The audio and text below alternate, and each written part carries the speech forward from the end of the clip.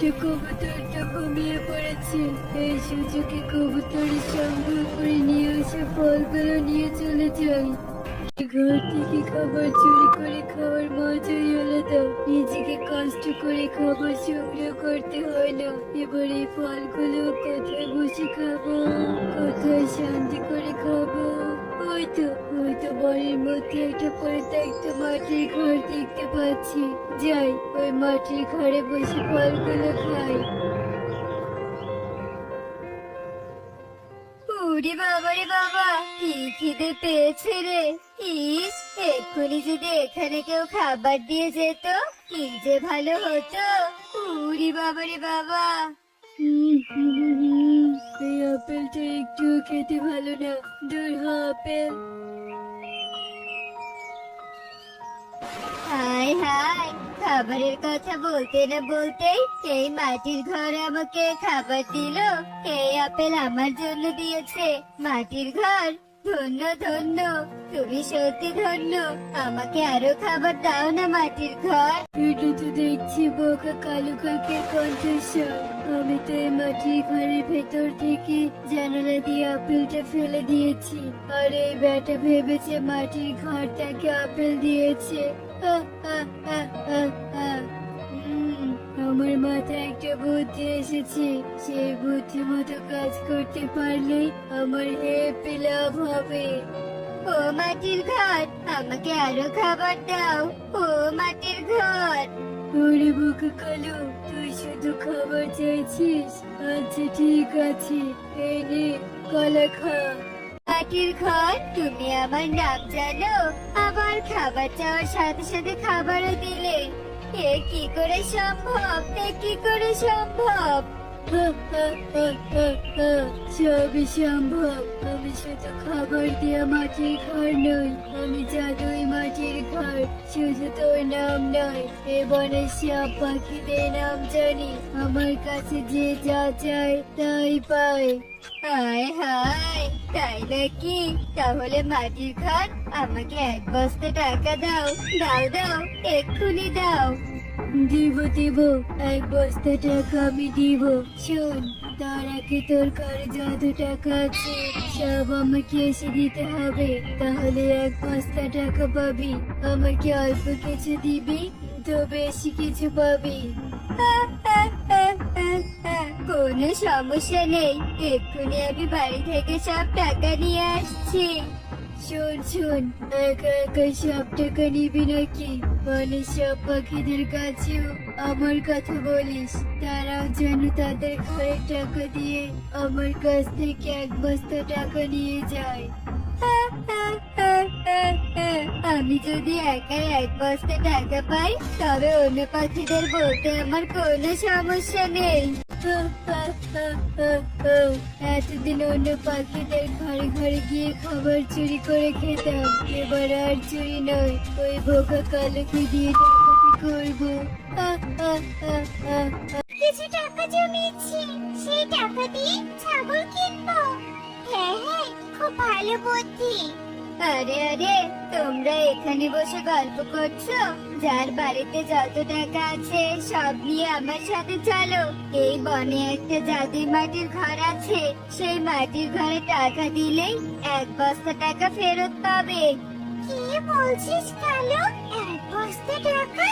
এক্ষুনি বাড়ি থেকে টাকা নিয়ে আসছি আমি। চল চল, আমাকে মাটির ঘরের কাছে নিয়ে যাবি, চল। আমিও যাবো টাকা নিয়ে, আমাকেও নিয়ে চলো। কালের ফাঁড়ি কেউ পা দিও না তোমরা। আয় কালো, এমন আজব মাটির ঘর এই বনে কোথাও নেই। তুই মিথ্যে কথা বলছিস। দেখ টুনি, তোর সাথে আমার তর্ক করার সময় নেই। তোমরা কে কে আমার সাথে টাকা নিয়ে ওই মাটির ঘরে যাবে? তারা এসে যেও না, তোমরা যেও না, কেউ যেও না। ওই তো সবাই টাকার পুটলি নিয়ে আসছে।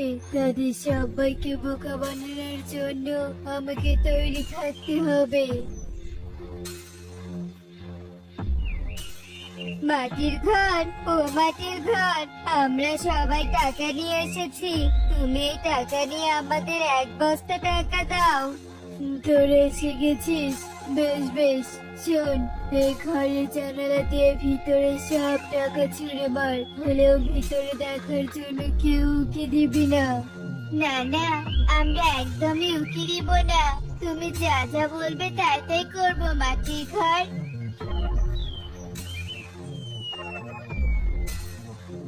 দাও দাও, এবার আমাদের 1 বস্তা টাকা দাও। পাবি পাবি, তোদের টাকা তোরা পাবি, কিন্তু এখানে নয়। তোরা তোদের ঘরে ফিরে যা, ঘরে গিয়ে বস্তা ভর্তি টাকা দেখতে পাবি।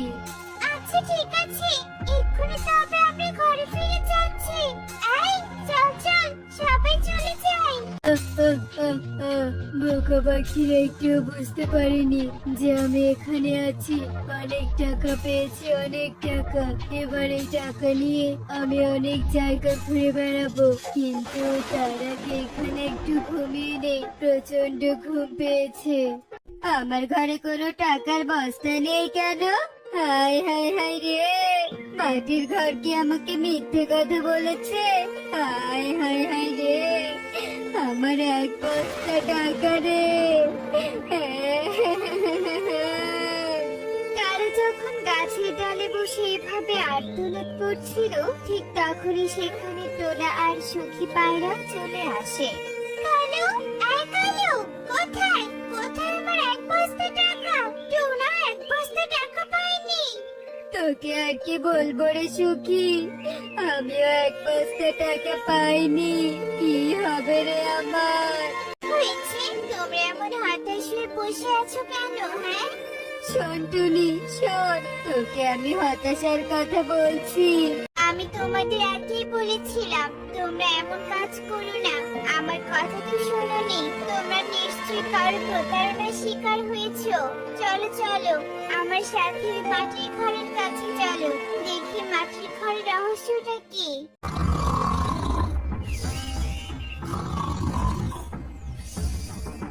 দেখেছিস তো টুনি, এই মাটির ঘর আমাদের কাছে টাকা নিয়ে এখন নাকটাকে ঘুমাচ্ছে। চুপ করো, এই মাটির ঘর ঘুমাচ্ছি না। নিশ্চয়ই তোমাদের সাথে যে প্রতারণা করেছে সে ঘুমাচ্ছে। চলো চলো, আমরা সবাই মাটির ঘরে ঢুকে দেখি কেমন নাক ডেকে ঘুমাচ্ছে। টুনির কথা শুনে মাটির ঘরে যাওয়ার জন্য সবাই রাজি হয়ে যায়। সবাই মাটির ঘরে ঢুকে পাখিদের টাকার পুটলি সহ ইগলকে ঘুমোতে দেখে।